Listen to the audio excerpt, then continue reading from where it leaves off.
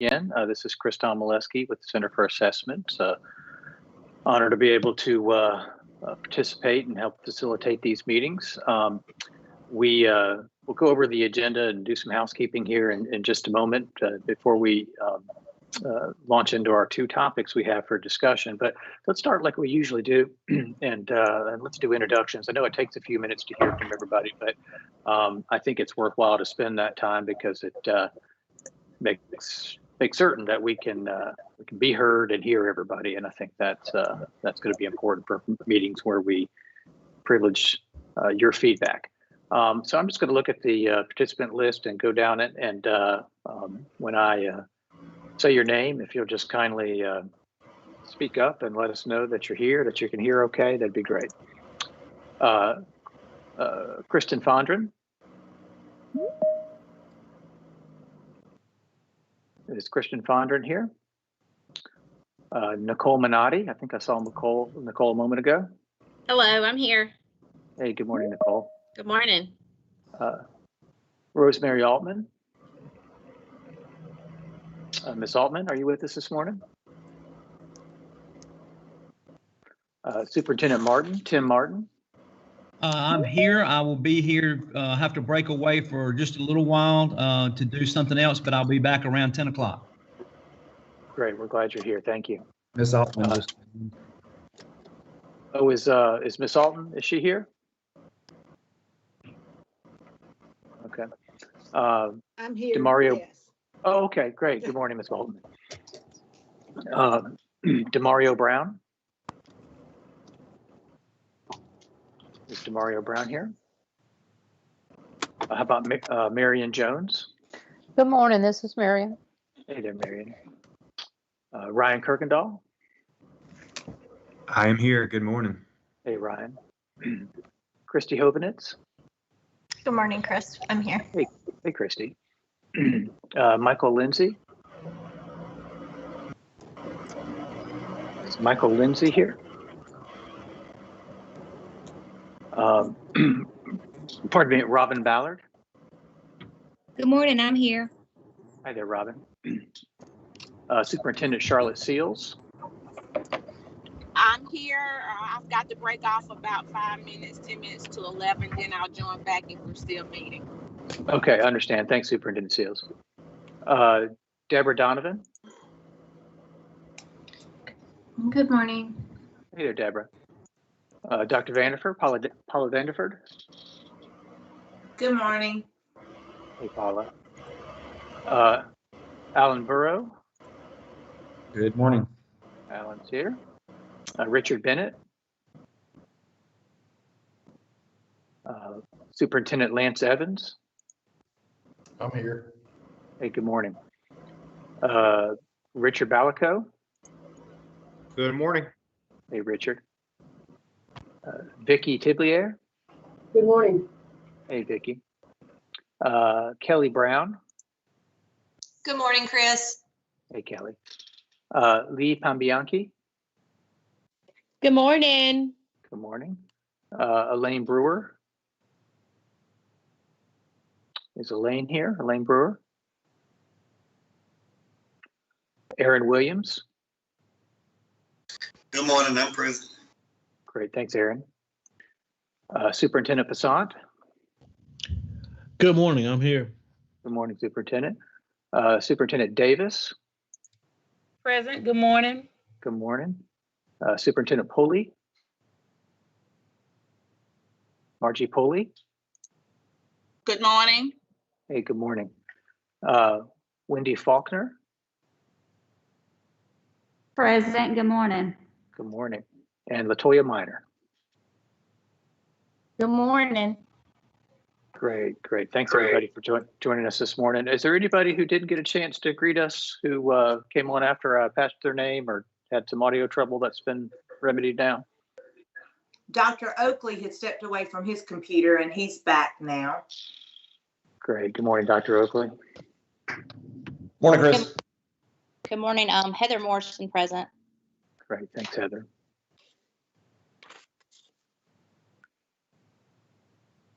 Anybody else who we didn't get a chance to hear from this morning? Okay, well, let's move on to, I don't know, Cody or Alan, I don't know who's driving the slides, but if we could move on to, I think slide 6 is really where we need to alight for the moment.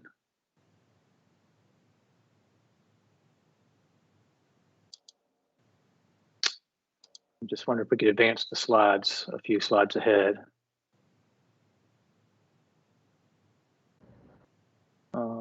I'm there. You guys can't see it? I do not. Am I the only one that's still seeing the title slide?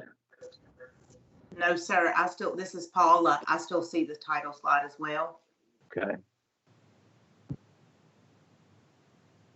All right, well, yeah, Cody, I'll let you tinker with that if you don't mind, and I'll just keep going, and hopefully we'll get that squared away here just a second. I was going to just say, linger a moment on the agenda before I turn it over to our colleagues from the department to hear an update from them, and then we'll get into the topics for today. You'll see when we're able to display the agenda, we really just have 2 topics today. We're going to revisit incorporating college career readiness and accountability. This is one we've been talking about. Here it is. We've been really talking about since April, and we're hopeful that we can tie this up today one way or another, at least for the next few meetings, because we know we have some important big picture topics to get to. And our next topic after that is going to be, we're going to take a look at some information we have now about federal accountability and what implications we think that has for state system. It's entirely possible we won't even need the full 2 hours, but we'll make sure that we honor your time and have you adjourned by 11 o'clock and like we usually do, excuse me, by 10 o'clock or by noon. And we'll make sure that we get you out in 2 hours. And let me turn it over now to Alan or Dr. Vanderford or whomever to provide us some updates from the department.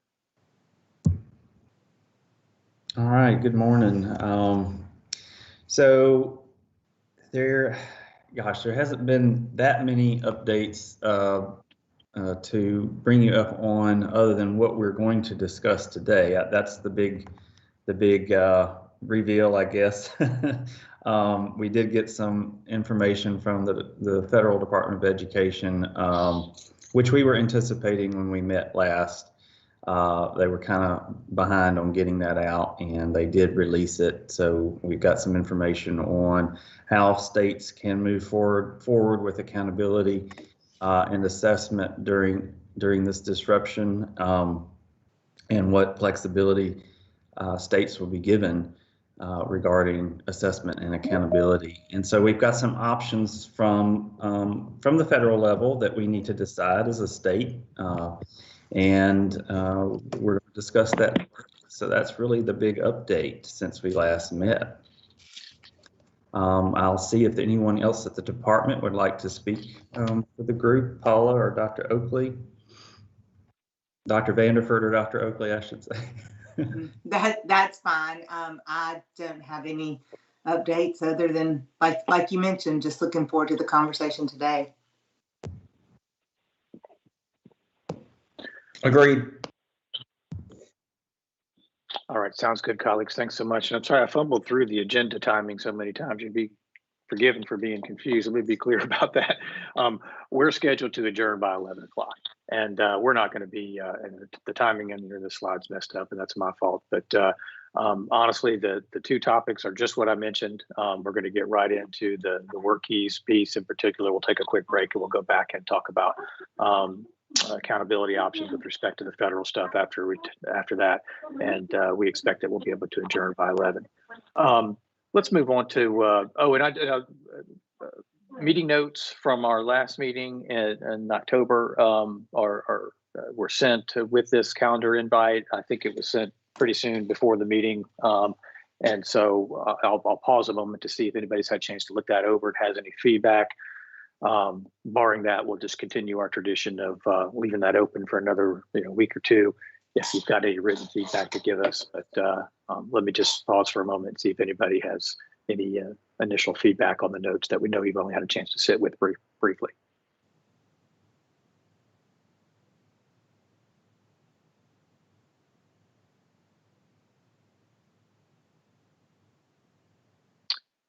Great, and as it is, and we will leave it open for your feedback, but as it is, we'll do a quick little rewind anyway as we get into the first topics. That'll give us a chance to get our heads around what we talked about at our last meeting. So let's advance to the first topical slide if we can. I don't know if there's a delay maybe in the slides in the display.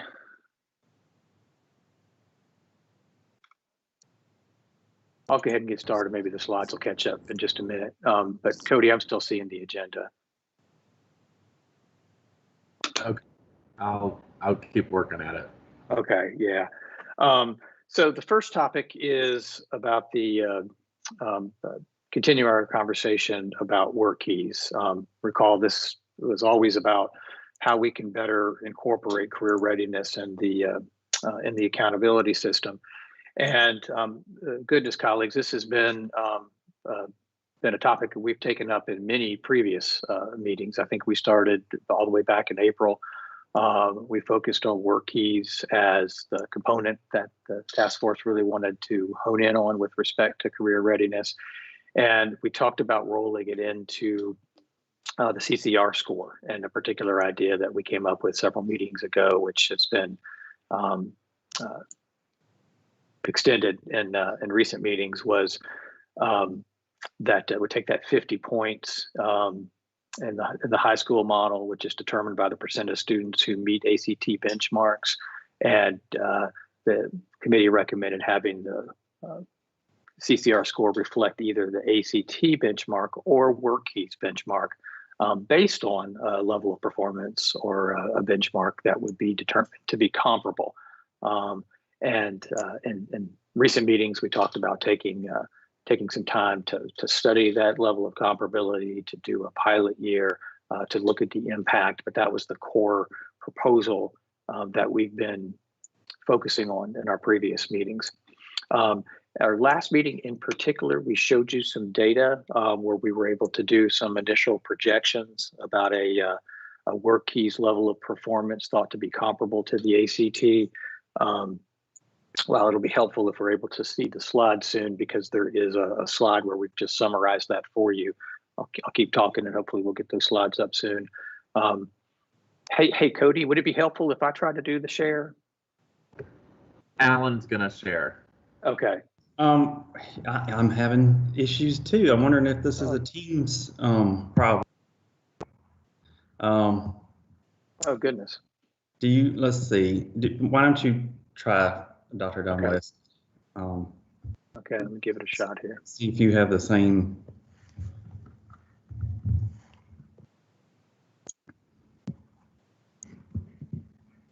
Okay.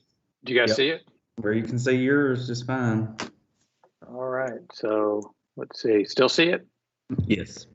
Okay. Well, something about the signal coming in from New Hampshire, maybe. I don't know. But I'm glad everybody can see this slide. This is just to recap some of the data we showed the task force at the last meeting. And recall, what we were trying to do then was look for a level of a comparable level of rigor between the work keys and CRC levels and the ACT. And we were able to use some legacy data to do some projections. And you'll see that the silver level was projected to be comparable with an ACT of 17 or 18 for length for English and reading respectively, and kind of right in the middle of 17 and 18 for ACT math. For English, they are that's pretty close. The silver is pretty close to the college readiness benchmark, but it's below the reading and math, which are 22 each, and you can see those are a little closer to the gold. But that kind of surfaced a conversation about the folks who remember from the last meeting about whether or not well, first of all, folks said, how representative are the data? And we've got a little more information to share with you about that. And then it also surfaced a conversation about whether or not having comparability with respect to rigor was what the task force wanted to go with. And folks made a case for going with silver as a matter of policy. And we're going to come back to that in just a moment. So we did do some analyses to get a sense for how representative the data we used reflected the state. I've just got this one slide here to share with you a little bit about that. These data show for Algebra 1 and English 2 what the work key sample percent and performance level looks like compared to what the state was in 2019, last time we had some data there. And kind of the takeaway I get from this is looks like with respect to Algebra 1, it's the work key sample underperformed a bit. So it does look like it did not represent the state with respect to the ability distribution of the examinees as fully as maybe we would have hoped to have a more representative sample. But it looks like it's a bit of the flip side with respect to English. So it looks like it was actually a little higher performing than the state the work key sample was with respect to English. And some of this could just be due to measurement error and due to uncertainty. And so, I'd say in both cases, it wasn't substantially off of the state, but it does seem to be a trailing state performance in Algebra 1 and a lot ahead of state performance with respect to English 2. Chris, this is Nikki Minotti. I have a question. Sure. Do you think that's because they're measuring different things? I've looked at the work key sample. We purchased the ACT prep course, and Algebra 1 and work keys seem to be measuring two totally different things in math anyway. I think you're on track for sure. I think the fact that the constructs are a little different, we don't exactly expect it to line up. And the fact that we should be largely talking about the same students in each sample, and the fact that we get different results for English and math tells us that there's almost certainly just sort of differences in the measure that we're picking up on as well. So this is a pretty high level, pretty coarse level signal, but it tells us that I think we're in the neighborhood, but there's definitely some mismatches. But you're right. It's more than just the sample. It's also about the nature of the measure.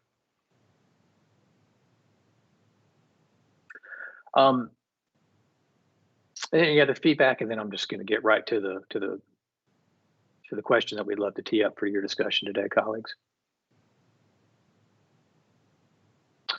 So we've talked about this internally, and as you would expect, the department and the leadership team has come together to really think about, we'd love to get a refined recommendation. We'd love to have a plan moving forward, and certainly the task force is a big part of that plan. We want to hear your voice on this loud and clear, which is why we've brought it up so many times.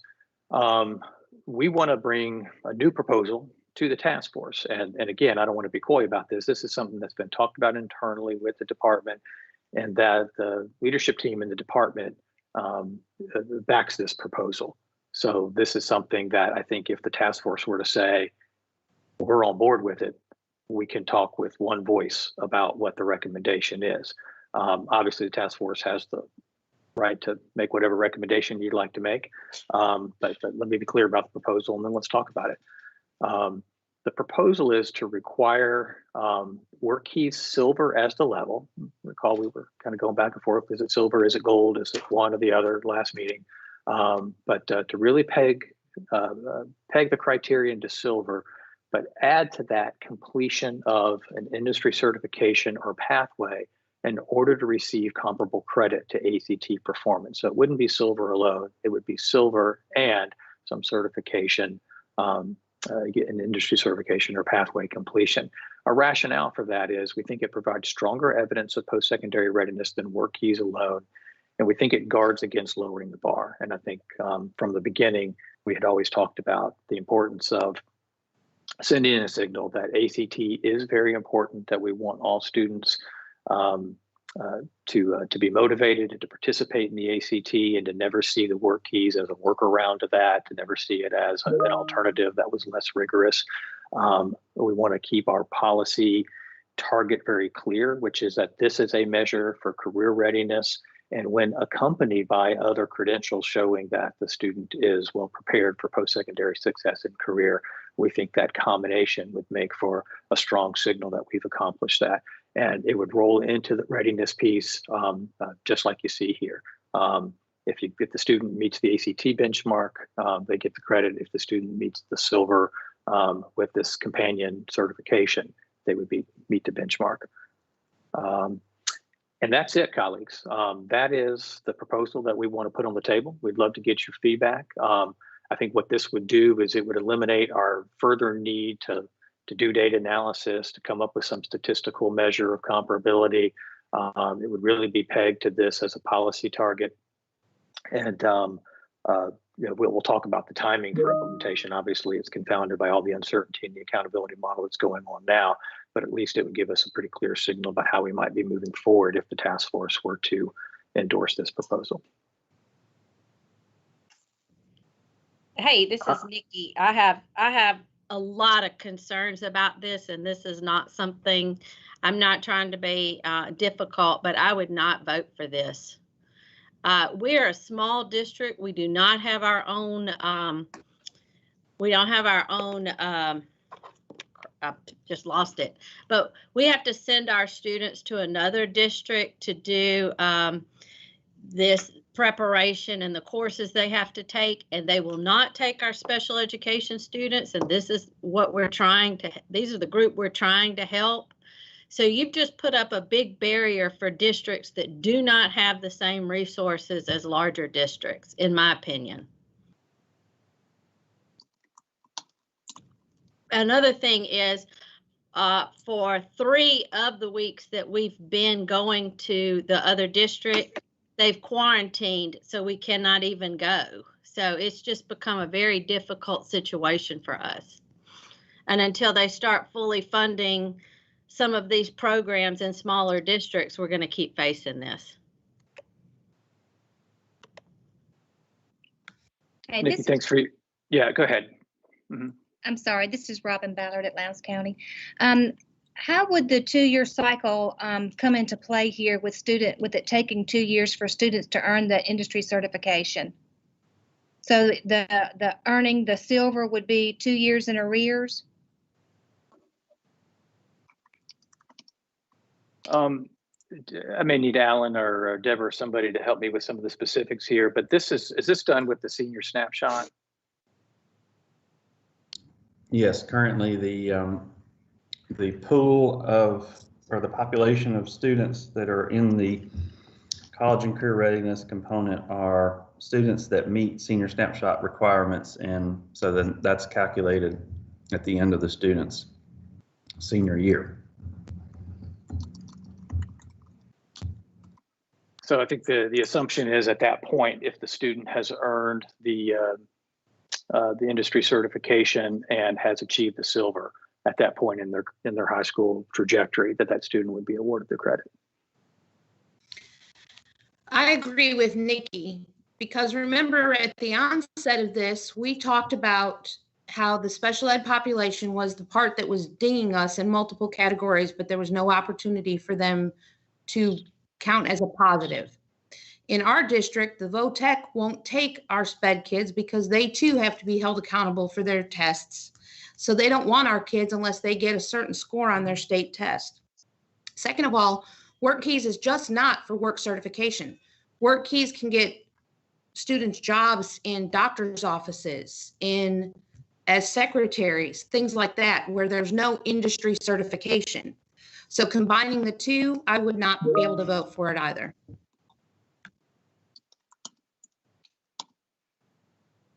Great, thanks for your feedback. I want to keep it open and just hear from as many others that would like to weigh in on this. Hey, Chris, this is Christy. I do support this measure. I do appreciate the department's take on ensuring that we maintain the rigor of the calculation and making sure that this is actually going to lead to a career path for students, and having them have the appropriate certification that will make sure that they are prepared for success when they leave high school is really important to me. So I do like this particular provision if we are having to combine it with the ACT measure. Thanks, Christy.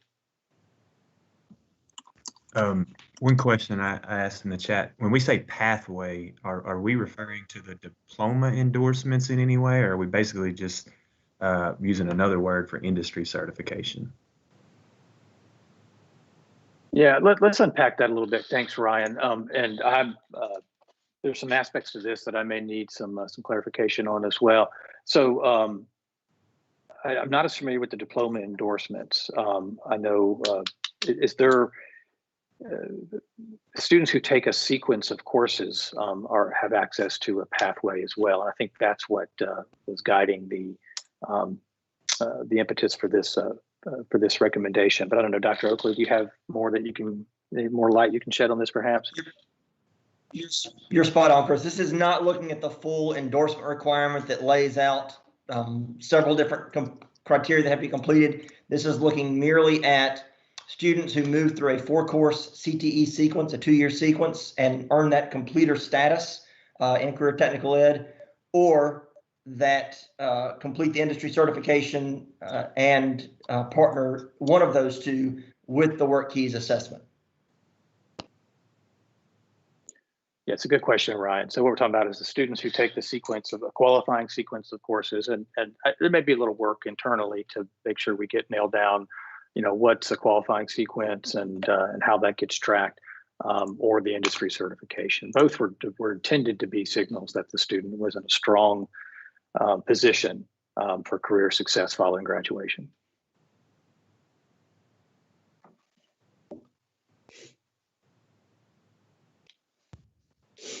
Hey, this is Richard. This recommendation from the State Department is like there's still going to be a menu of choices between ACT and Work Keys, right? Like it's either or for this component. Right. I think I'm certain the proposal still stands that if for a student that meets the ACT benchmark, then that's satisfactory. Or they meet this combination of silver plus certification pathway. So yes, it's still an or. It's not a both. Thank you. Mm-hmm. Dr. Domaleski, I'm not sure if you meant to, but I just want to let you know that the view has changed from what you're sharing. I actually am not doing that. That's not me. Oh, interesting. Yeah, I stopped sharing, and okay. That's not my computer screen.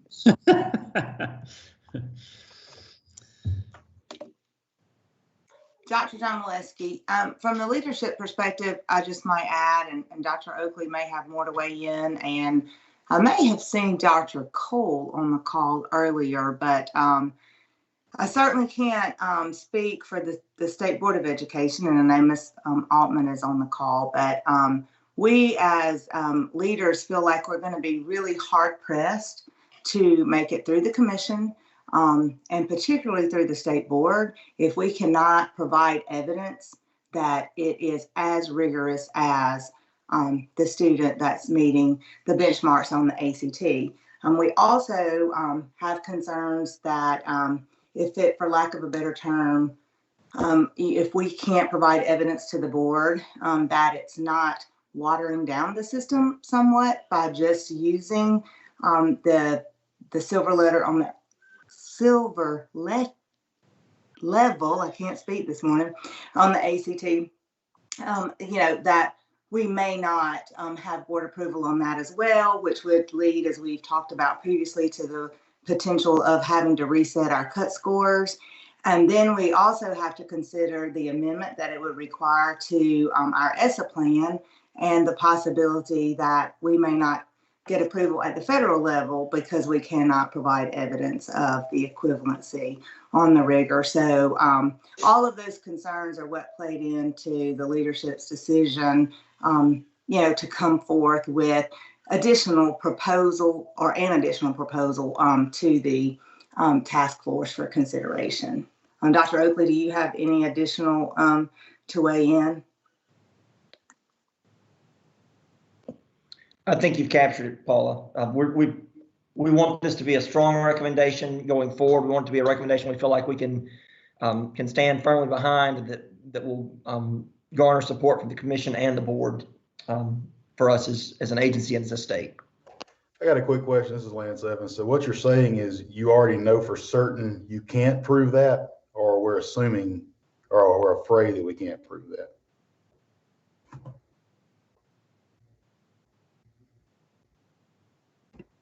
Superintendent Evans, I think I'm missing your point. Prove what? You're talking about the correlation between the rigor of the ACT, what Dr. Vandenford just articulated there. Oh, well, based on the initial analyses that we've already shared with you, and from what I've seen in other states, I don't think it's that controversial to say that the ACT work key silver level is demonstrably less rigorous than the ACT benchmark. Now, I mean, we haven't seen this with full census data under what I'll call operational conditions. So I'll stop short of the word prove. But I think every signal that we have from the initial analyses and what we've seen nationally is that the level of rigor with work keys silver is not comparable to ACT's college readiness benchmarks. Now, people have said this is a different thing; it measures something different. But the fact, and that's none of that's untrue. I mean, that's right, and that's why we're talking about rolling it into the system so that it does honor career readiness. But the data are the data, and it shows that when same students take both measures, they reach the silver level at much higher proportions than they do the ACT college readiness benchmarks. And I think one of the guiding ideas behind the policy is simply to say, if you've got two measures and one of them is demonstrably less rigorous, then it's going to take away from the effectiveness of the one that's more rigorous. It's going to one of the things we've talked about from the jump with this task force is, the state doesn't apologize for having an accountability system that sets up meaningful and rigorous expectations for students to have, strong preparation for post-secondary success. And we just want to make sure anything we do to bolster the system for career readiness doesn't diminish anything with college readiness. So, but I'm sorry, I kind of went on a tangent there, but the data we've seen so far shows that the level of rigor isn't there at the silver level.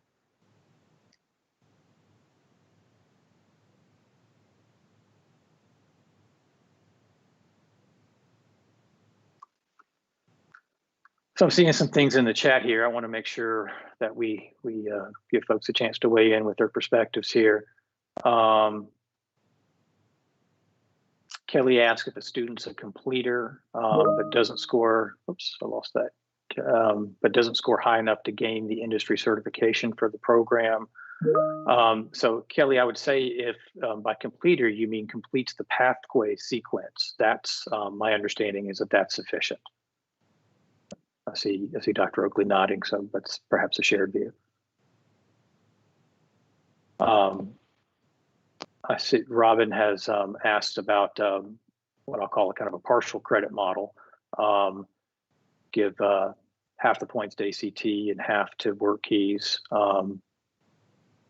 That's something we can take up if other members of the task force would like to pursue that.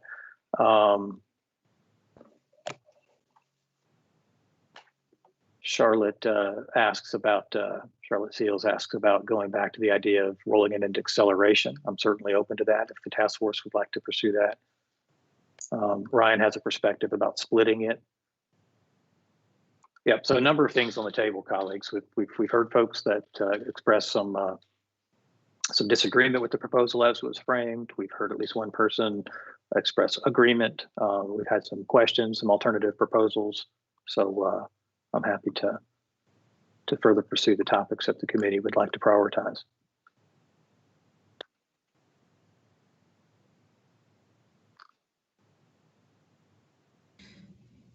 I just really want to go on record and point out that by combining the two, we're expecting more and comparing more than we do with the ACT. On the ACT, is there a caveat that says it only counts if they get accepted to a college? No, we just accept the score of the ACT. But for this, we're saying we want them to accept the score and prove that they've gotten certification in a program. If they're going to be a cosmetologist, or if they're going to be a secretary, or if they're going to be a billing coder, there's no certification that they can get at a trade school VOTEC program if they're eligible to even get in, which a lot of the districts including ours, they won't let our students in. So then what? We need to remember that we are supposed to be showing accountability for all students, not just the ones that are on the diploma track, not just the ones that are going to give us some certification test score. There are lots of jobs and careers that our students will have and be able to obtain with a high school diploma without going to college and without going to a VOTEC program and getting certification.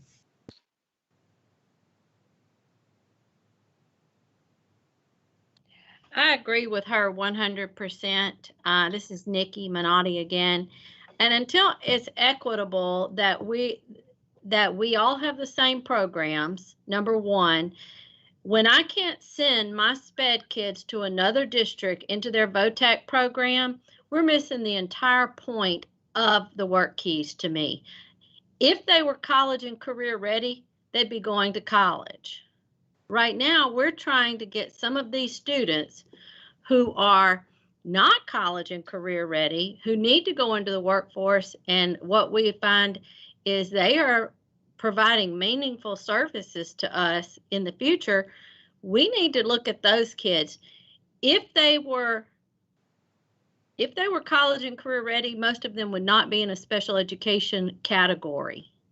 And I think that nobody is considering that, and that's just my opinion. No, I appreciate everybody's perspective, and it's absolutely what this committee is for, is to hear from everybody and to learn from your expertise and your experiences. And I can assure you, the goal here is simply to say, when there is strong evidence of college and career readiness, we want a system well designed to pick up on that. If there isn't strong evidence, we want to make sure we don't create incentives that aren't working well to serve the students in Mississippi. So, everybody on this call wants every student to be college and career ready and to graduate poised for post-secondary success. But just to be very, very straightforward about it, we want there to be strong evidence that the student has earned that. And there is, I'm hearing some legitimate and important caveats that folks are bringing up. And, it's helpful to me when I hear them to say, which are ones that we could dig a little deeper in. If the policy is well placed, how can it be operationalized in a way that's fair? So making sure that the opportunities for pathways and certifications are broad and accessible, making sure if the pandemic is thwarting some ability to pursue those, that we implement it at a time that doesn't have those constraints. So there's perhaps some things that have come up that might be solvable, but there may be other things about the policy, and certainly many people have weighed in with clear positions on this that you don't feel like are matters of operationalization, that you think are matters of the policy being misplaced. And I'm just trying to untangle the two.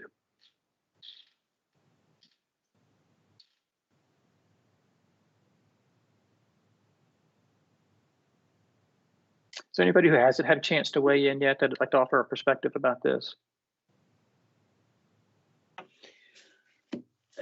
This is Rosemary Altman. Yes, ma'am. I just want to remind everybody that there is a bill lying on the desk waiting to see what this task force comes up with. But Dr. Dean has been trying to guide the development of that bill, but there will be a bill dropped as soon as the legislature comes back into session. So if you can't come up with something, it's going to be handed to you and you are not going to like it. So Dr. Dean has had some input to it and been able to guide the draft somewhat, but there's just a limit as to how much he and the board can influence when they've made their mind up. So, time is short. So I'm just giving you that little cautionary reminder that you need to make some kind of decision. Thanks, Ms. Altman. Chris, I'm sure you'll be really surprised by this, but I do support reviewing this as an acceleration component idea again. and preserving the college readiness as a true measure of ACT and leaving that alone. So I do agree that if we want to revisit acceleration, I'd be very interested in looking at that too. Sure. No, getting an echo there. Oh, seems to be remedied. Right. You've been consistent in that viewpoint, and so thanks for reminding us on that. And yeah, I'm not trying to put my finger on the scale here. I think there's that's certainly an option. I mean, I think there's a couple courses we can take here, colleagues. One is we can do a bit of a poll here and see who supports the proposal as it was presented today. I know not everybody's had a chance to weigh in. Other folks may appreciate weighing in before we do that. If it's not going to get the support of the task force, then we can pursue other proposals, such as some kind of, looking at it in acceleration or looking at it as some kind of partial credit model.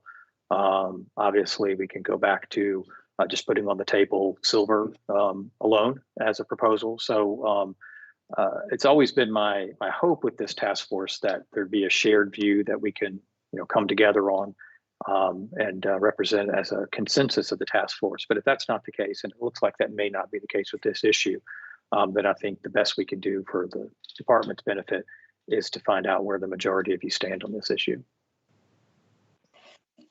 So, Chris, if I might, before you straw poll or get that information, I'm still seeing some questions coming through in the chat. Okay, thanks. The proposal that's out there would not require work keys and completion and an industry certification.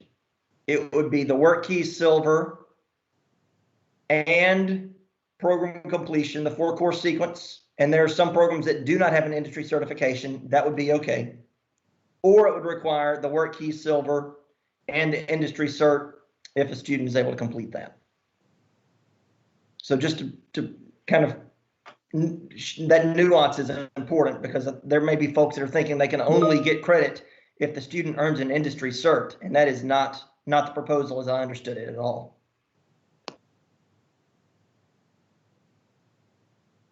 That's right. Thanks, Dr. Oakley, for clarifying that. Dr. Donaleski, I put a long comment in the chat. This is something I came up with between the last 2 meetings as a way of putting it in acceleration. Just something to, I'm not telling you that's absolutely my recommendation at the moment, but it's something that could be discussed, since it appears that there's some pretty strong opposition to what's on the table at the moment. So. Thanks, Ryan. I'm reading through it now.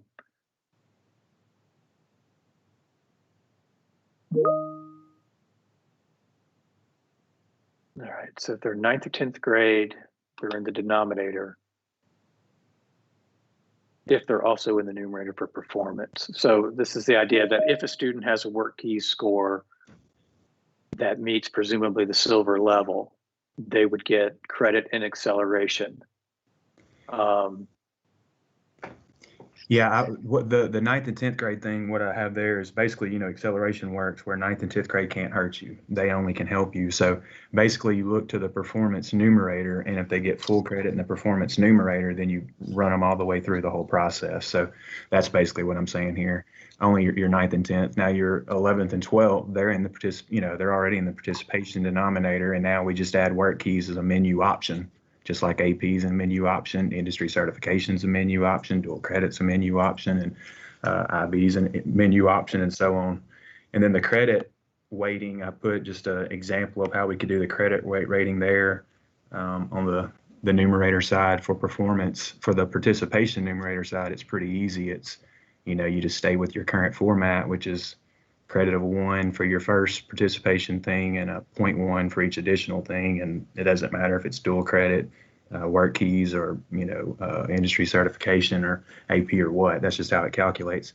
But the performance side, there's different calculations based on AP double weighting and industry certification double weighting versus dual credit. So you do got to come up with that. So that's why I put that there. Hey, this is Nikki again. I don't mean to be difficult, but I am. So I've just been, as you know, I'm on the Lieutenant Governor's Task Force, and I do believe that if you can address this in some way that addresses the special ed population, it would be good. He is a strong proponent of SPED, and that was his vision in this work keys being added. I've been on the phone with him. I'm talking to him again on Monday. I agree with all of the things you all are saying, but and we may have to go at that part a different way. Well, the good news about it being in acceleration as a menu option is any student has access to it. It doesn't matter if you're special education, if you're CTE, if you're just a quote regular student, if you're a advanced placement student, you know, everybody has access to it and you get credit for it. So that's the good thing about it.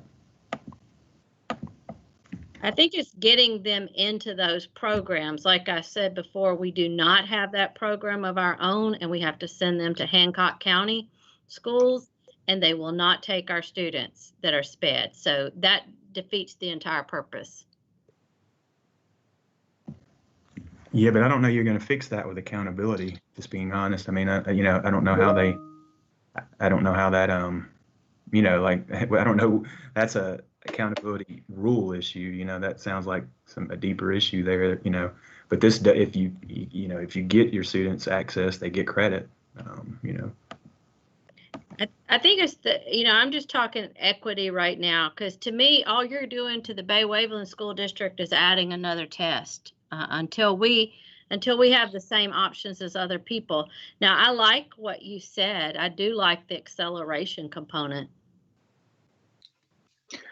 Yeah, that's interesting, Ryan. And I actually think this is a really thoughtful proposal. I'd love to linger on it a bit. So from what I understand, you're saying if a student's a 9th or a 10th grader, it's a help but not hurt. So if the student meets a qualifying level of performance, in which you've written out here, and I realize you're just trying to give us some momentum, and I appreciate that, if they get some qualifying level, like silver, you've written at 0.5, gold is 1, platinum 2, then they would go in the numerator with that credit and at the denominator. If they don't earn, if they take the test as a 9th or 10th grader and they don't, and they get bronze, then it's as if they never took it. And then if they're 11th grade or 12th, then if they take the test, they're going in the numerator and denominator regardless. And if they earn a qualifying level, they get the points. You've suggested a scheme. If not, then actually taking the test and failing to earn a credential would go, could be a tick against them in acceleration. Now they've got other opportunities. They might get an industry cert in that case, which is already in acceleration, and that might be a qualifying way. But I'm just trying to clarify what you're suggesting here. Yeah, everything you said is correct, except for I'd say one little difference with 9th and 10th grade. With 9th and 10th grade, I would think the student would need to earn a gold to be in the count factored in at all, because that way the one outweighs the one in the numerator outweighs the one in the denominator. The 0.5 for silver, you're actually getting dinged a little bit, from an accountability standpoint with 9th and 10th grade. And again, the current rule with 9th and 10th grade and acceleration is they can only help you. So I would think you look, and if they have gold or platinum, then yes, you're going to carry them all the way through. If they don't have gold or platinum, then they're just out of it. Just like current, that's how it's currently is with acceleration. And you're right with 11th and 12th grade, if they take the test, then they're now that you add that into the performance denominator, and you're going to look to see what they scored based on the little key there for how they factor in the numerator. The thing I like the most about it, to be honest with you, is what I've struggled with the whole time is, okay, so I don't want to tell high school principals for accountability, you just got to test everybody who didn't meet the ACT benchmark at the beginning of their senior year. I've struggled with that the whole time, and the way that the rule is written, how we've been talking about it, you just have a hard time convincing me that's not how high school principals are going to see it.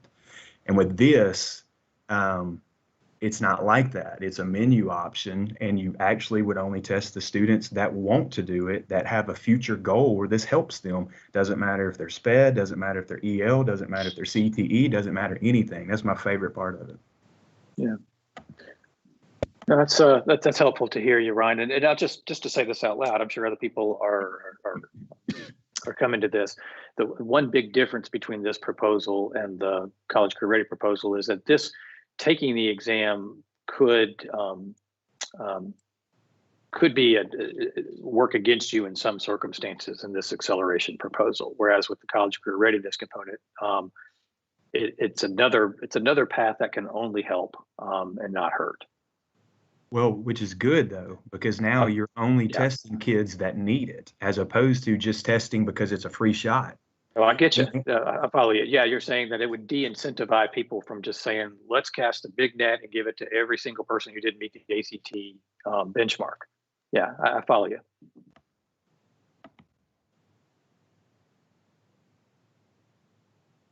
Is there others that want to weigh in on, and in just a minute, I want to make sure that I give folks a chance to understand what's on the table, and we'll try to work through it systematically. I have a question, and I'm sorry I was late to the meeting. We were having technical difficulties. At the beginning, when you were sharing the information, did you have or share what level is expected by the workforce in order to be employable? Yeah, I'm not sure I know that, or that it's even one level for all workforce areas, but I'll pause and see if other people have some insight on this.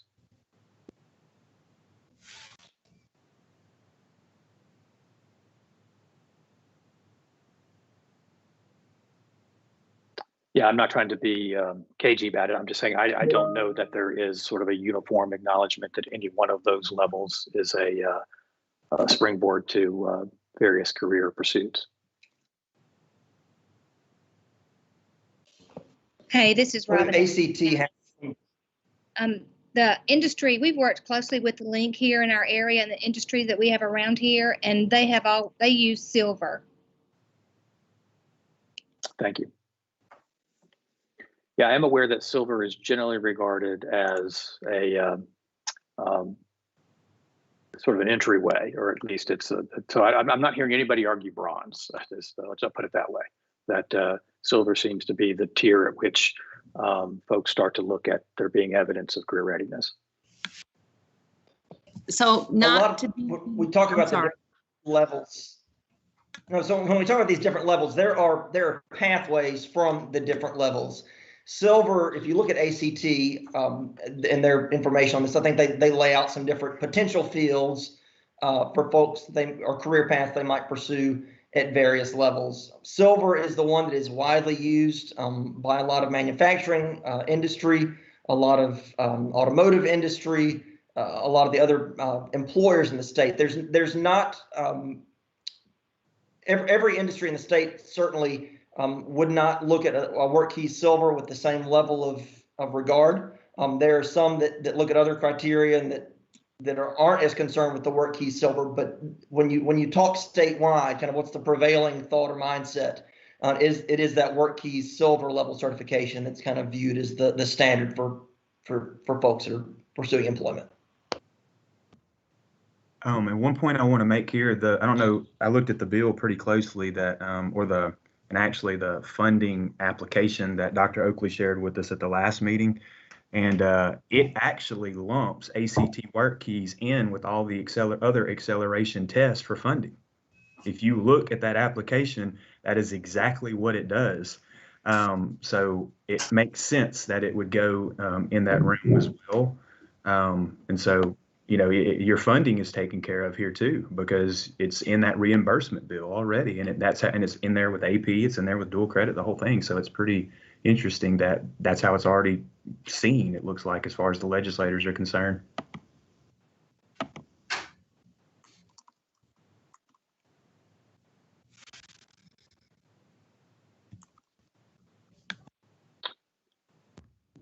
Great. So I agree with Ryan as well. I think that WorkKeys to mitigate most of these problems fits in acceleration rather than readiness. Thanks, Richard. So let me, and again, I don't want to cut off any conversation here. So if folks had a chance to weigh in on the options that are on the table, please do. But I'd love to see where we may have some agreement and where we need to focus our efforts. So it sounds like there's two things that we should probably, it's not the only two things that have been mentioned along the way, but two things that seem to be gathering a lot of the attention right now. First, let's do a bit of a straw poll about the proposal that we brought. And just to be clear, that's the use the work keys in the college and career readiness indicator. That it would be obviously continue to use the ACT benchmark, or so it wouldn't hurt you, but it would be another alternative, or work keys at the silver level in combination with industry certification or a pathway. Let's call that proposal A. I'd like to just do a straw poll and see where we are with that. And then if it looks like that's not going to get support, and based on the voices that have been raised on this so far, it's that won't shock me if it doesn't. Then let's go and probe on the acceleration idea and see if there's a version of that can get support from this task force. And if not, then we'll keep pursuing other ideas. Is that reasonable, colleagues, that we proceed that way? So maybe the best way to do this is proposal. Yes. Hi, this is Dr. Martin. Yes, sir.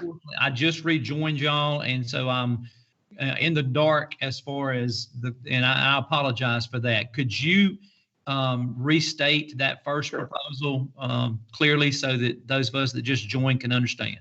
You bet. You bet. No, it's a good timing for that, because it's probably helpful to everybody to do that. So there's two ideas that seem to be getting most of the attention at this point in the conversation. The first idea is the one we brought you today. I'm calling that proposal A. That proposal is work keys would be included in the college and career readiness indicator as an option, so that it would be students get credit for either meeting the ACT benchmark or earning the work key silver benchmark in combination with an industry certification or career pathway completion. So there's got to do two things to get the other side of that or. They've got to get the work key silver plus an industry certification or completion of a pathway. If they get either the ACT benchmark or those two things on the other side, those two career ready accomplishments, that student would get credit in the college and career readiness component. That's proposal A. Proposal B is that we explore a way to include work keys in acceleration. And actually, I'm not going to ask that people vote A or B. I just want to see if we're going to vote A up or down. And then I'd like to talk about B a little bit more so that we get a version of that people are comfortable responding to. Just for informational purposes, could you split the A to see how many people would agree to do work keys silver and the certification, or work keys silver by itself? Because I think that we're all okay with the silver from what I'm gathering from everybody else. It's that other linking it to the certification that we have issue with. Okay, well, why don't we deal with the proposal we brought you, A, and then I'm happy to add that to the proposals that we explore as we proceed. I'm trying to think the best way to do this. I think if we use the hand raise feature in the participants list, that might be the most efficient way. I want to make sure everybody's tracking with me here. So why don't do a hand raise right now just to show me that you found it and can activate it without any difficulty. Oh, see, when I tried it, it says couldn't raise your hand, try again. Are other people seeing that? Yeah, and I don't see any raised hands, so maybe that doesn't work. Do you know, Alan or Cody or anybody, if there's a way that we can turn that on? I see everybody's hand raised on mine. Oh, see, I don't. I wonder if it has to do with, yeah, I don't see it at all. And in fact, it doesn't work on mine. I wonder if it has to do with what kind of login credentials you have. I don't know. You might have to do a chat poll. All right, let's just go to chat then. I'm sorry to be the one that made that idea not work. All right, so let's, we're going to vote on proposal A. And if you'll just type in a yes or a no. Again, it's not voting for anything else other than yes says yet that I support proposal A. No says there's something else that I prefer.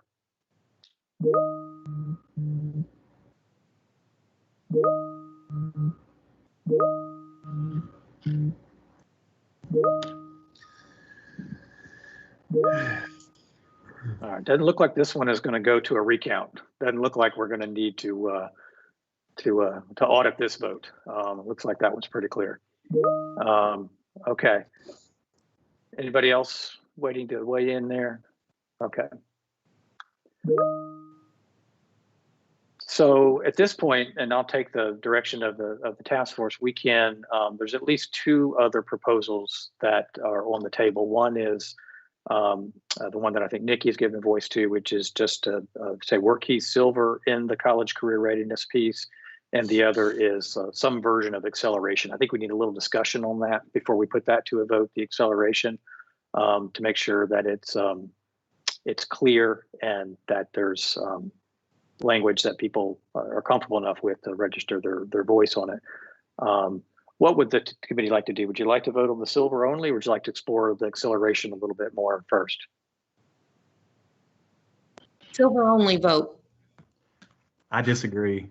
I prefer to explore the acceleration.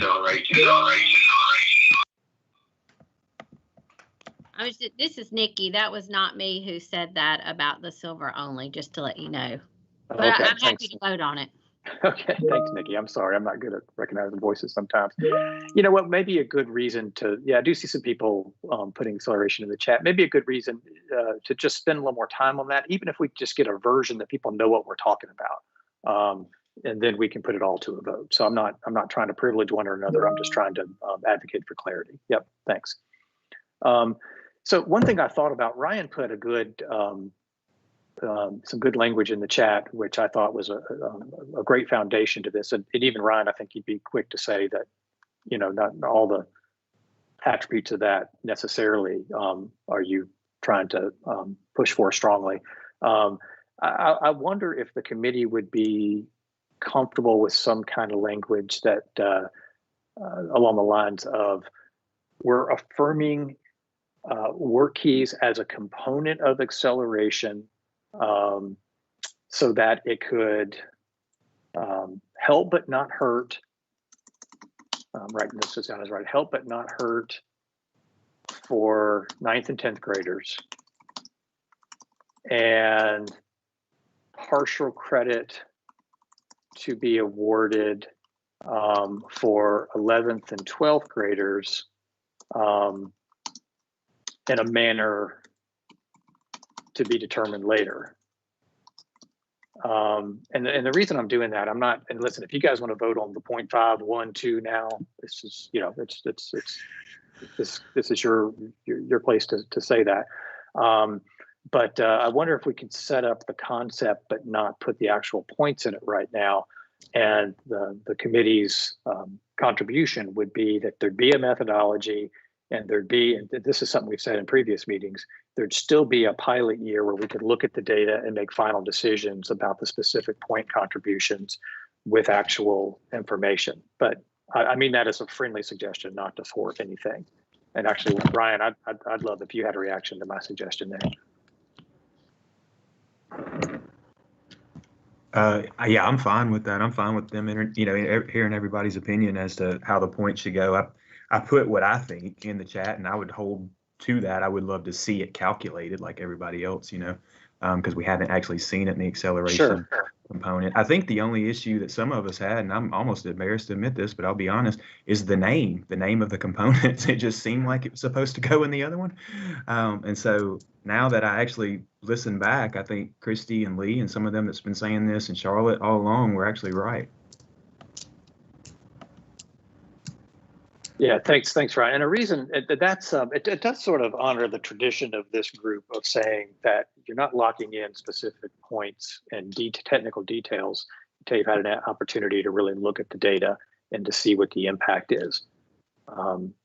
So, and yeah, conceptually, I have no problem with it being an acceleration. I'm not sure what got us on this track, but I think I'm glad that we're looking at all options now. I know that I'm somewhat simple-minded, but when we go back to our original date, when we brought this up, what was the purpose that we brought it up? Because of the bill.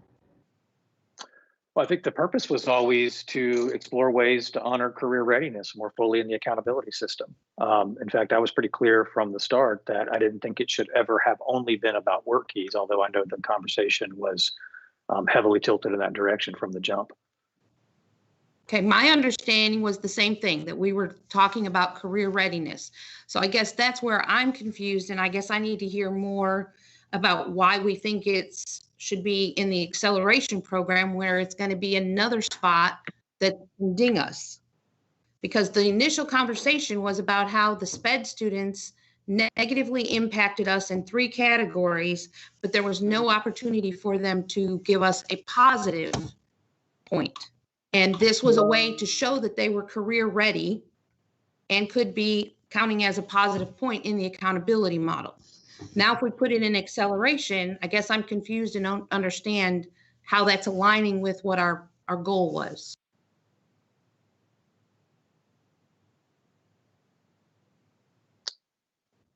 I think when people are using the term it dings in acceleration, to be honest, I'm not sure you maybe understanding the calculation a little bit might help. So you get credit if they participate in the assessment on the participation side. And then what that does is transfer it over to the performance side. And then it does come into play what they score. Again, if they score silver, which is the mark that everybody seems to be settling at, well, they get some credit. And then if they score gold, they get full credit. And if they score platinum, they get double credit. So they actually get extra credit for you. So the whole dean conversation, I don't see it that way. And also, I mean, when you take an assessment, what you score on the assessment matters for every single other component in accountability. That's kind of the rule. So that should be the rule here. It shouldn't be a free shot. Yeah, but those this is Eddie Passan. Those students are still going to have to be now in this model counted in the ACT college CCR portion of the accountability model. So that's still an issue. Whereas this, as keeping the work keys, in my opinion, it is not an acceleration type of component here. It's actually measuring career readiness. It's the purpose of it, and that was what our discussion was in my understanding as well. So just to place it in the acceleration, it seems like it's just a way to appease those people who wanted it to count for something, but it's not what it's actually being used for. Just like the ACT is being used for the purpose mainly for college readiness, the work keys is used for the career readiness in most situations. And so those students, you know, are our students also. And so, you know, they should be looked at the same way, in my opinion.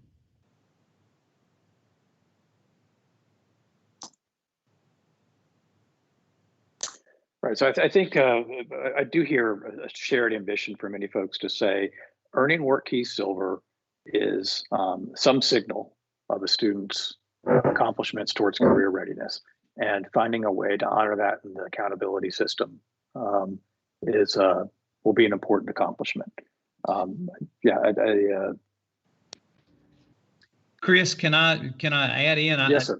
Again, I came in late, and I apologize for that. But hearing what I'm hearing, and Ryan, looks like you've spent a long time, and your work has been very good on this. But my fear is the accountability system that we currently have is already so cumbersome and so difficult to maneuver And so whatever we come up with needs to be as simple a process as possible so that it's very easy to navigate and know, what you've earned, what you haven't earned. And when you start adding multiple point values and where it goes, and it makes those of us that work in it all the time understand it, but others do not. And so, whatever we come up with needs to be as simple as possible. Unfortunately, Dr. Martin, I would agree with you, but I tell you, we're already there. The layman can't understand acceleration as it is, so we're already there. And so adding another part of it to it just makes that even more difficult, is my opinion. And again, I'm just one voice. Yeah, I don't think you make this. My opinion is you don't make decisions for accountability based on how you can explain it to general public in a meeting. I think you have to do it for what makes sense from accountability standpoint for the kids. My only thing has been the whole time with just throwing it into the college career readiness component and doing an either or at silver is that if they haven't met the other benchmark, you're just going to end up testing a lot of kids at their senior year that may not need that test. And I've always struggled with that one. This acceleration option seems to make total sense to me. So that was the reason I liked it. Well, colleagues, we're going to run out of time, and we have another topic to put on the table. So I'd like to at least see where we are on the acceleration piece, if that's agreeable. Let me run back through this and share what's in my head and see if this is a version that you're willing to give me feedback on in the chat as a yes or a no. And this is the version I'm suggesting. Include work keys and acceleration, both for participation and performance, such that 1, it would help but not hurt 9th and 10th graders, and 2, credit would be awarded for earning silver, gold, or platinum for 11th and 12th graders in a manner to be determined later following an exploration of impact. I'll say that again. And again, you don't have to love this framing. If you don't, then I'd appreciate a suggestion of how else to frame it. But I'm really building on Ryan's proposal, but just not putting actual points in it yet is the only thing I'm changing. I'll say it again. Include work keys and acceleration for both participation and performance, such that 1, it helps but doesn't hurt 9th or 10th graders. 2, credit will be awarded for earning silver, gold, or platinum for 11th and 12th graders in a manner to be determined later following an exploration of impact. Ryan suggested one way, that was the 0.5, 1, and 2 for silver, gold, and platinum. If you want to vote on that today, it's your committee. I'll let you know, that's fine. But I was suggesting that that's the one piece we just pull out for now. Let's look at the numbers and bring that back later. But this would be a signal of the framing or the proposal that we're building on. Does anybody have any feedback on the way I've framed this proposal? I think you've worded it okay, but my question still is, if they do not meet silver in their 11th or 12th grade year, will it count against us negatively? Well, we sort of punted on that, but the implication is yes. For performance, you get participation credit on the participation side, which is 50% of the calculation, but for performance, yes. I think it would be irresponsible for me to say anything, but that's the expectation. Yeah. And this is to clarify that I anticipate that would mean that they don't participate in any other acceleration component, right?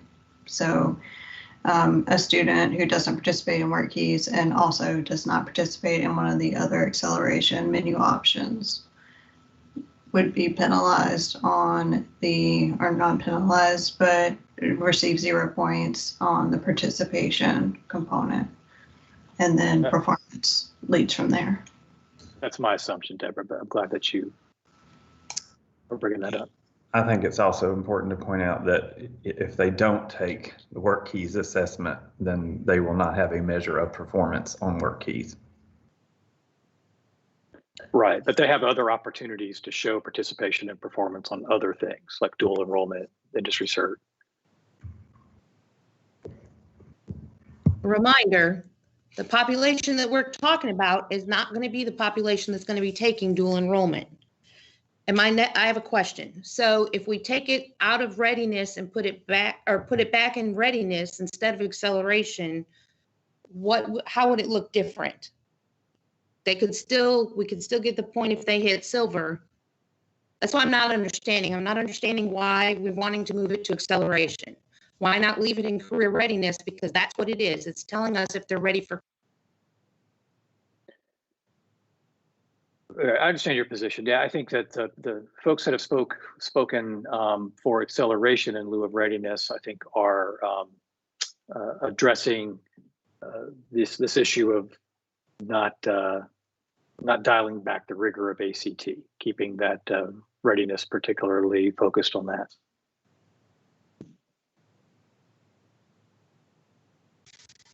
How is it changing the rigor if we expect them to get silver in the career readiness section as opposed to getting silver in the acceleration section? I'm not trying to be a nemesis here. I'm just trying to figure it out because I'm not under. Right. So if I recall, folks have spoken to if you put it in readiness, will that be a motivation? And if you put it in readiness and it's thought to be less rigorous than ACT, and again, I've argued it demonstrably is, then would that be a signal that any 12th grader that doesn't meet the ACT benchmark needs to take the work keys, as somebody said could happen? And that could inflate testing and could create a situation that's not aligned with policy goals. Again, I'm just recalling some of the things that have come up in the conversation that led us back to acceleration. So what I'd like to do is, again, I'm not trying to convince anybody of a particular proposal. Obviously, I want this to be the voice of the committee, but I just want to ask, do people feel like you have enough understanding of the way the acceleration suggestion has been framed that you can give us a yes or no in the chat? And just speak up if you need any more clarity before I sort of call for a vote here. Okay, so we're going to call this proposal B, the acceleration proposal. Proposal A died swiftly. Proposal B, would you give us a yes or a no in the chat, indicating your support for proposal B?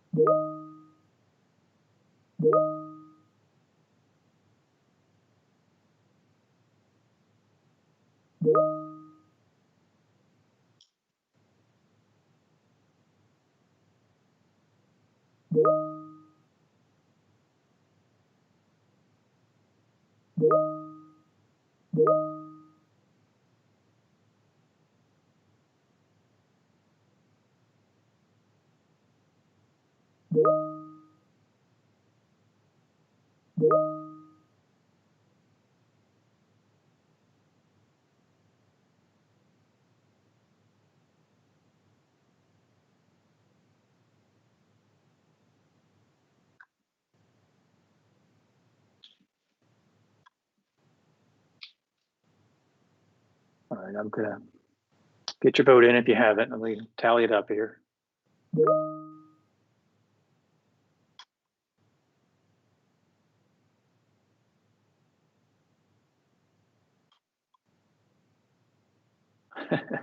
I think I have 8, and an abstain. I'm going to count again.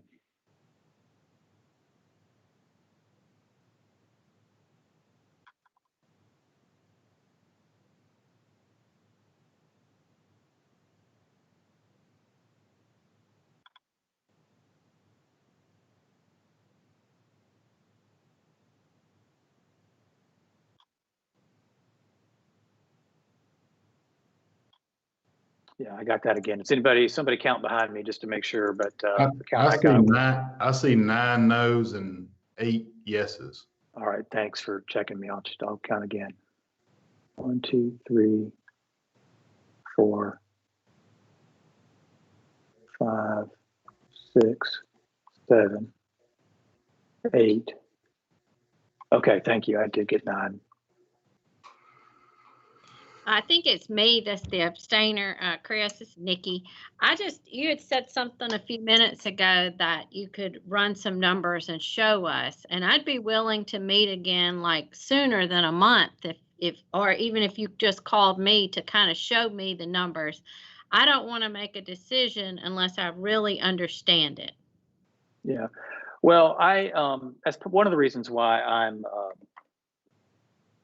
urging folks to consider this proposal without the actual numbers. And I actually don't think legacy data is going to do it either, even if we could run it quickly, because I think folks are going to want to see what it looks like when there's as broad a work keys testing as possible and what the impact looks like under live conditions.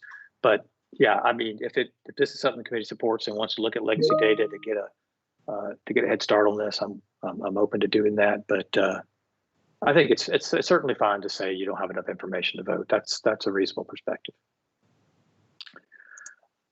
Okay, we're split on this with an edge towards those that do not support this proposal. So I got 8 yeses, 1 no, and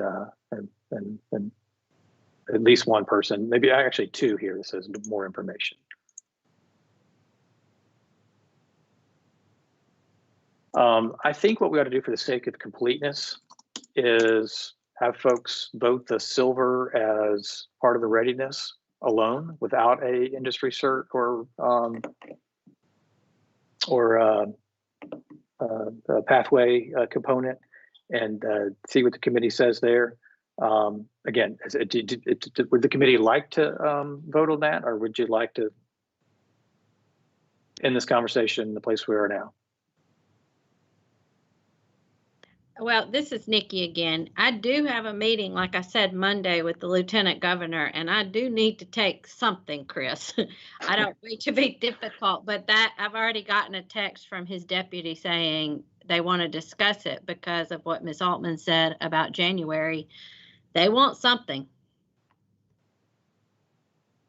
Yeah, nobody wants clarity on this more than I do. I can assure you. We would love to get this settled. Okay, so let's do that. Let's see what folks say about that. Again, I don't. I think I tried to signal from the start that I do not believe this is a proposal that the department's going to support, but that doesn't in any way keep this committee from registering their voice, and that's why you're here.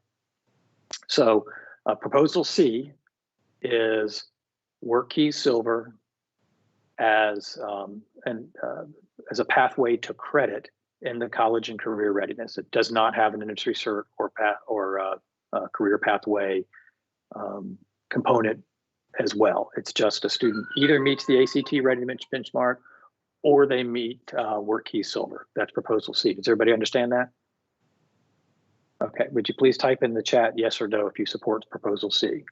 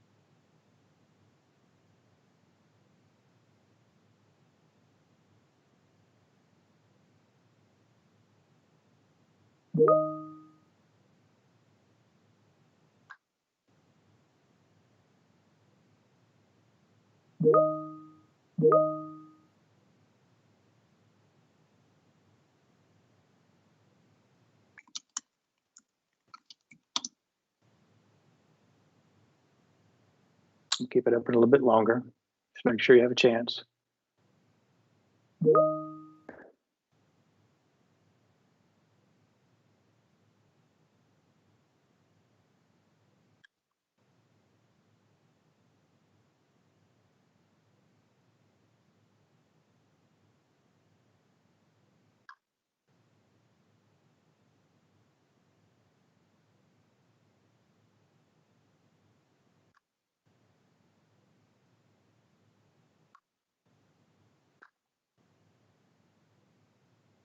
All right, well, our numbers aren't lining up with each vote, but maybe just because some people are choosing not to vote on some of these options. Somebody should count behind me and check me, but I have 11 yeses and 4 nos. I'm gonna count one more time. I appreciate somebody checking me if you would.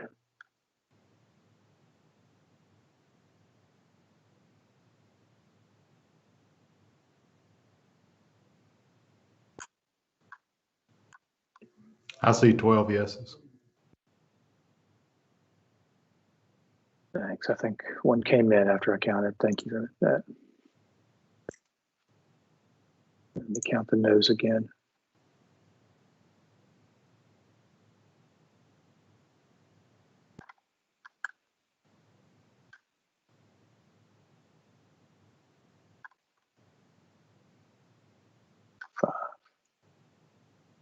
I got 6 no's that time.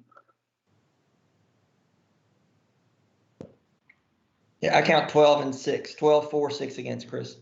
Okay, thank you. All right, well, colleagues, I'm going to suggest we've probably done what we can do today. And let me sort of summarize what I'm hearing and what I'll put in the notes. And I'll put the vote counts in the notes. The proposal A did not receive support, the one we brought to you today. That was clear. We'll make sure that's reflected.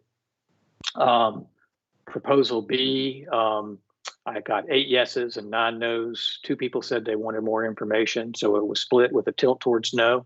Although probably fair for me to say, and I'll write in the notes that, you know, it may be something that the committee would be interested in exploring in more detail as time and circumstances might permit. But it's clear that as we stand today, proposal C is where the majority of the support from this committee resides. 12 yes and 6 no. So I think we'll record that very clearly in the notes that of the 3 options you considered today, that one got the most support. Is that fair? Okay. We'll make sure we faithfully write that up and send that to the department. And as you know, there are many channels and sources of influence that go beyond this committee, but I'm sure everybody is grateful to have your voice on this. Folks, we do have a hard stop at the top of the hour. We only have half an hour left. Could I ask if we could do a 5-minute break? I know that's much briefer than normal, but just let's do 5 minutes and let's come back and see what we can get accomplished in our remaining 25 minutes. Is that okay? Okay, let's go on break until 10:35, please.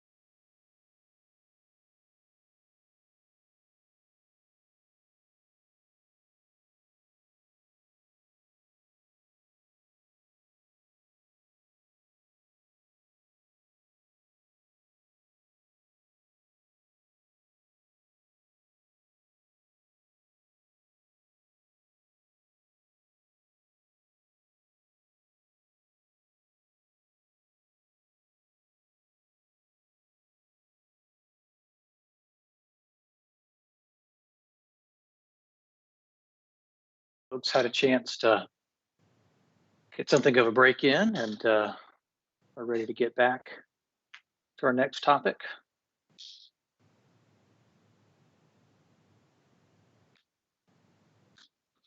Alan or Cody, whoever is sharing, can you put the slides up for the next topic, the federal accountability piece?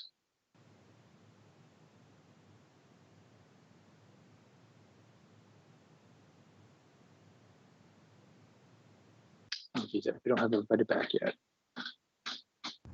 I'm trying, but for some I reason, can try sharing again because it worked last time.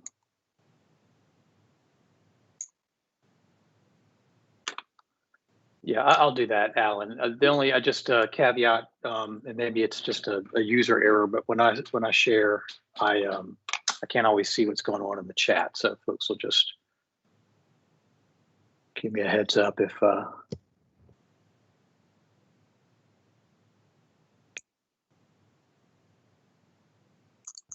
Okay, do folks see this? Yes, I see it, Chris. Great, thanks. Yes. All right, so we did that. So this one, yeah, let's see if we can finish this in just a little over 20 minutes. If not, we'll schedule another meeting sooner than later. We've talked before about the pandemic and its consequences on accountability broadly. I know that's always the elephant in the room when we talk about these issues. I'm sure you're thinking of it even now. Last meeting, we went through each indicator. We went over the model broadly, and we recognized a number of barriers to moving forward with accountability in the 2021 academic year. Performance might be impacted due to the opportunity to learn. We've got missing scores that impact bank values, growth calculations, lack of consistency and comparability. So just a bundle of issues that are rightly causing folks to be very thoughtful about what the future of accountability will be, or what the near-term impact, I should say, for accountability this year. As Alan signaled at the beginning of the call, we do now have some federal guidance we can share with you to say what the feds are signaling with respect to accountability. Really the signals we were getting from the Fed started as early as September 3rd, when Secretary DeVos issued a letter to state chiefs, and really the upshot of that letter was it's very important to continue plans to test. She did signal in that letter an openness to accountability adjustments, sort of vague language. A lot of people like me were looking for some further clarity on that. And we got a little bit more of that when on October the 19th, the U.S. Department of Education introduced what they call a state plan addendum. This permits states to shift timelines forward for the categories of CSI, ATSI. It does not address TSI. And I'm not really familiar how much people on the task force are familiar with these federal categories. I know in Mississippi, the focus is typically on letter grades, and here we're shifting it to the federal categories. But let me plow ahead, and then we'll make sure we leave as much time as we can for questions. The addendum does allow states to modify their long-term goals and their measures of interim progress, which every state must have, and certainly Mississippi does as well. And it has a pretty tight submission date. February 1st is when the feds have to hear back from states about whether they're going to move forward. So as you would expect, Mississippi Department, like every state, is currently looking at this guidance saying, how should we respond? And the reason we're bringing it to this committee is we'd like your feedback or your guidance to inform their decisions. Now, as it turns out, the addendum now becomes one of three, I'll call them vehicles forward for how a state can respond to the current moment with respect to accountability. The addendum is, that's the piece that was just released a few weeks ago. It's for temporary changes in 2021 designed to address the impact of missing data last year. And again, you could have an opinion, many people do, including me, about whether it's an adequate vehicle for that. But that's the instrument that the feds released, saying, we know that when we waived accountability last year, it has impact on accountability this year. And we want to give states a way to deal with that impact for just the 1 year cycle that we're in now, for just the 2021 cycle. An amendment is something, amendments and waivers have always been around. Amendments are for permanent changes to accountability system. So anytime the state says, hey, we're going to change the way we, the weights that we give to academic achievement or the way we're going to calculate growth or anything like that, an amendment is a vehicle for that. And particularly if that is going to be done for the foreseeable future. So if it's intended to be a permanent change. If there's anything that's outside the law, that's where a waiver comes into to play. The feds have been pretty straightforward, saying they're not anticipating a lot of waivers. They've been very clear that they're not giving assessment waivers. They're not relieving participation. Now, will that change as we move forward? We could all speculate together. I don't know, but that's their position today. So for this, what we want to do is consider the pretty narrow focus of the addendum, particularly given that it's got a timeline requirement, and see if this task force has a recommendation to the department about the components that are addressed by the addendum. And the question we have for you is, should the department submit a request to adjust timelines forward for federally required school designations of CSI, TSI, and ATSI? And we'll take those up separately.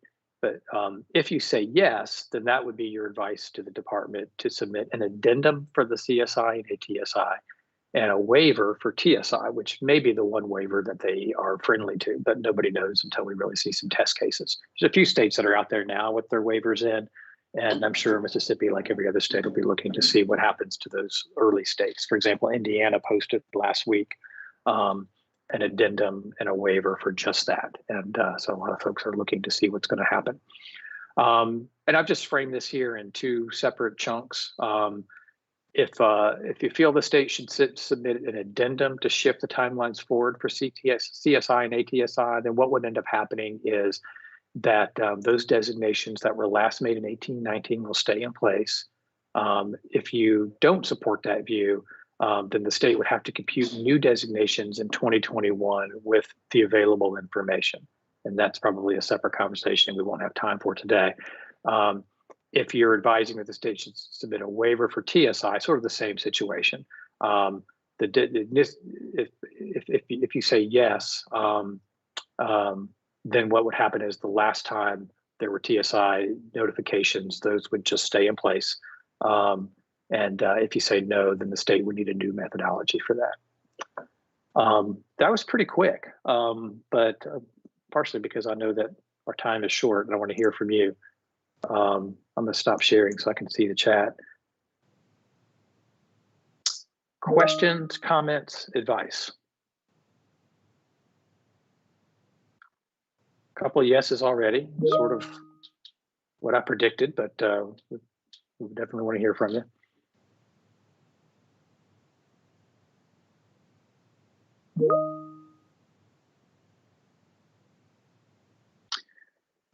And for those yeses, is that I'm interpreting that that's yes on both, and just speak up to disagree if it's not. I'm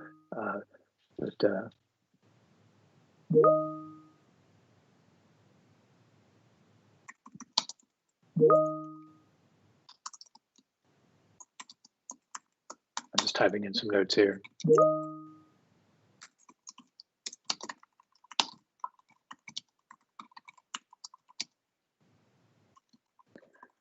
And the way we framed this, colleagues, is, yeah, thanks, good. I'm looking at the chat, is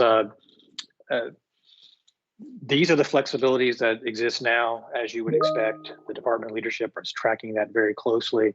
And what I hear your advice is to pursue the maximum flexibility that is permissible. And if this is what we know today with respect to flexibility, then it sounds to me like the task force is saying they would support the department pursuing that.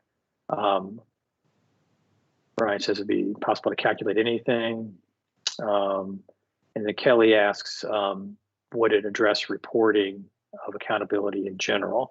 That's a good question, Kelly. There's a lot of uncertainty about that. Now, My understanding is that I can say, here's what I know. I know it doesn't alleviate states from reporting things like test performance, graduation rates, things like that. It's possible, and I think likely, that it would keep the state from having to report something that looks like an accountability score. So that's the expectation.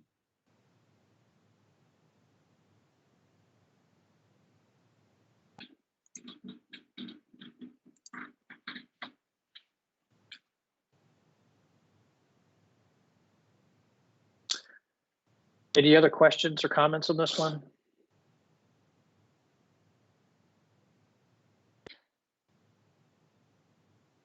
So again, what I'm going to record here in the notes is that we reviewed the federal flexibility, that to a person, the committee said, yes, they're interested in the department pursuing flexibility for CSI, ATSI, and TSI to the extent that's permissible from the addendum vehicle that's out there now. And we'll just pledge to stay tuned as we know more about federal policy.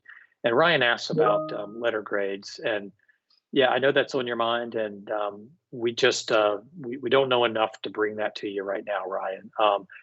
Now, I don't. The letter grades are not a federal requirement, as it sounds like Ryan understands from his comment.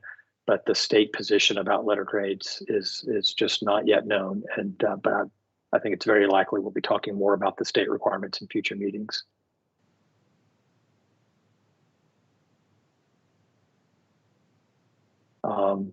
Yeah, Robin, you're not the only one to observe that it's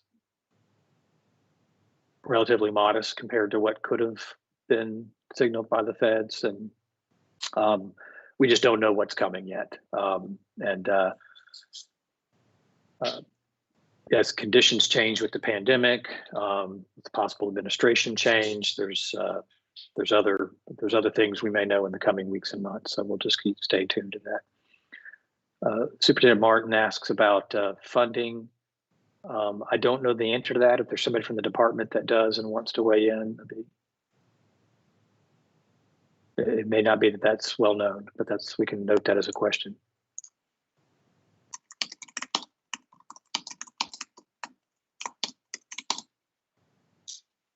I'll just make sure we note that as a question to follow up, Dr. Martin. Thank you. Yeah, Chris, I think just in simple terms, I would expect funding to follow the designations. So if the designations continue for a year, we would expect the funding to likely follow for the year.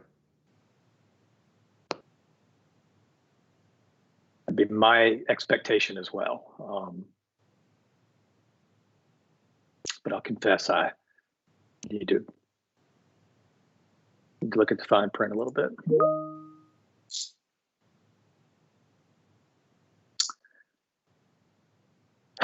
Right. Funding is generally welcome. Yep. Okay. Well, looks like we made up more than a few minutes of time. Thank you for your swift response to that. We'll make sure that's reflected in the notes. We've got about 10 minutes left. I know folks have commitments at the top of the hour, so we won't belabor this, but let me just open the floor to any comments, whether you want to make them verbally or put them in the chat about topics you'd like to take up at future meetings. I know that we have some things already in the queue, but I'm going to be quiet for a second and open the floor for folks to say what are your priorities for our future meetings. I would like to hear you guys that deal with the feds on a regular basis to talk about this timeline, and if there is a administration change and a federal Department of Education change, like how does that work on your end? As far as the timeline while we're trying to make these decisions and that kind of thing. What's the timeline? Would this department, if it was being changed, be in place till the summer? I mean, how does that work on your end? If you could speak to that. Yeah, I'm not just trying to be coy about it, Ryan. It's just hard to speculate. I will say that even with the impending administration change, the people that work in the department are career staffers. They tend to be the same folks that are there across presidential administrations. That doesn't mean a new education secretary wouldn't change the guidance those career staffers are getting. But ESSA is still a law of the land, and there's some point of view that says that we're not expecting dramatically different policy to come in the near term. I actually think the pandemic conditions are going to be more of a factor than anything. So I'm sorry, I just don't know the answer to that. But I do think, they're like last year, they acted super swiftly. And when we were in the early days of the pandemic to issue those waivers, and that could always happen again. But right now, every signal we're seeing from the feds is a conservative one. Absolutely. I asked that because I looked at the document on the break, and the document on the break is, I mean, they are not giving you much quote flexibility at all in that document as of October 19th. So that's why I asked. Yeah, I think what they wanted when they wrote that, and I'm just getting in their head a little bit here, but I know these folks pretty well too that work at the department. They wanted states to look at that and say, okay, well, this gives me a pathway to do like skip year growth instead of regular growth. Or this gives me a way to, modify the business rules for attendance or something like that. And so that I don't think they were looking at it as a way to just unplug accountability altogether.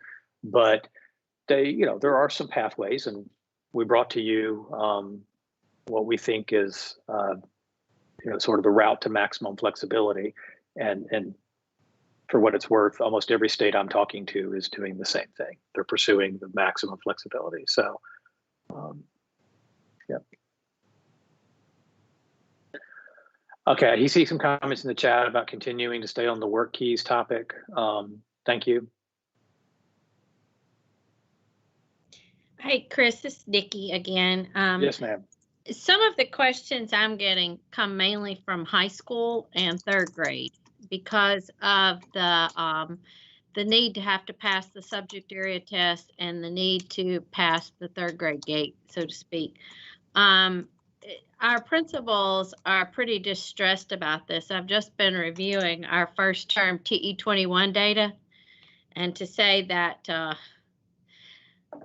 I'm a little shocked. I mean, it's very disheartening. So I would like to address whether the high school subject area tests will be counting or not this year, and the third grade gate. I know the gate is a legislative issue. I'll be happy to bring that up to the Lieutenant Governor, but I just wanted to know where we're sitting on that.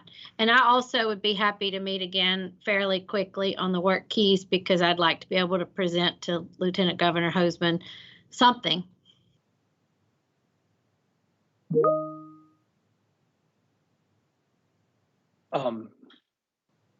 Thank you, Ms. Benatti.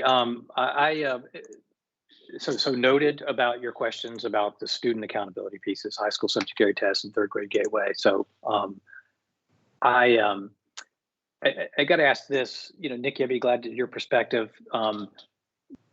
What would you recommend if we come back fairly soon to talk about work keys would be the best way to go here? I mean, we're not of one mind as a task force about this issue. We went through 3 options today, and I think we heard the voice from the committee. Is it again? I'm just trying to say, like, what would be the best way to spend our time with that? Do you want to further unpack the acceleration and see if there's a version of that would get more support? Is it? Yeah, I'd love to hear a little bit more advice about the best way to tackle that. I would like to see the acceleration, since I'm the one that abstained.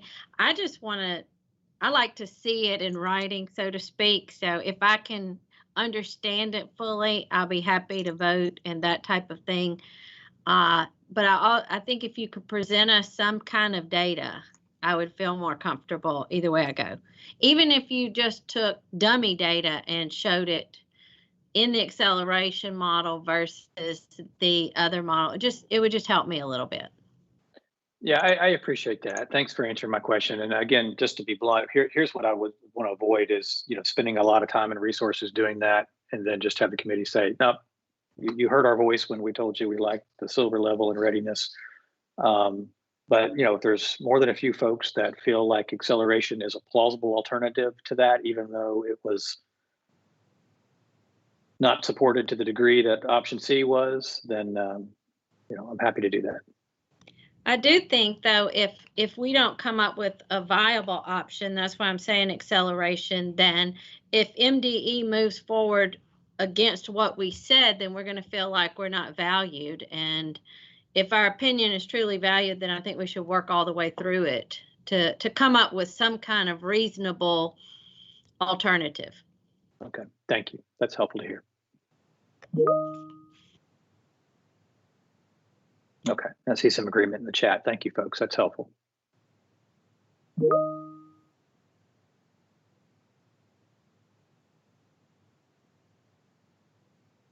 Okay. Kelly, thank you for your contributions in the chat. I am cutting and pasting it to my notes. It's really helpful to have that feedback. Thank you.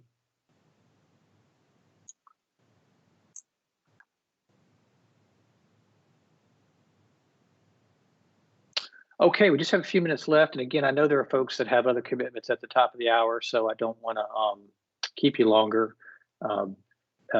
Anything from the department before we close? Dr. Vanderford, Dr. Oakley, anybody else? I don't have anything, Dr. Domaleski. I don't either. Nothing from my end. Thank you. All right, thank you, colleagues. Always great to connect with this task force. Continue to look forward to the day when we can be in the same room together. Appreciate your patience as we work through some tough issues. And until next time, we will go ahead and adjourn this meeting, and stay tuned for communications about our ongoing work together. Thanks, everybody. Thank you, Chris.